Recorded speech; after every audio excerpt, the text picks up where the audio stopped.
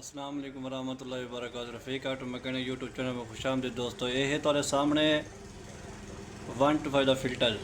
یہ ہے سارے پنجاب دی رونق، ٹھیک ہے نا۔ یہ سارے پنجاب دی رونق ہے ماشاءاللہ۔ جیرے بھائی آدھن نا اسا حفاظت کریں گڈیاں نا، یہ دیکھو والا بعد کیا آدھن بھی یار وہ مکینک ہے نا آج کل دے کوئی مکینک عجیب ہے یار، کام کر کے دن کام صحیح نہیں تھی نا، یہ وہ ہے۔ آپ نے خدا دا خوف کرو یار، اتنا کو دے دیکھ ویدے کیا ہے یہ فلٹر ہے وے ہوں ویج دی صورت حال دیکھ گنو، یہ حال ہے فلٹر دا۔ ہوں ہی کو سیٹ کرنا ہے نواں فلٹر بدلی کر کے، دیکھو تو کیوں سیٹ کر دینو۔ اکھی بند کر بو بھائی جان، یہ فلٹر نواں زیرو پہنے پہ ہیں انہیں ویچ۔ اکھی بند کرتے دیکھ سو تو فلٹر صحیح نظر ہو سی، اگر اکھی کھول کے دیکھ سو والا تو صاف نظر ہو سی۔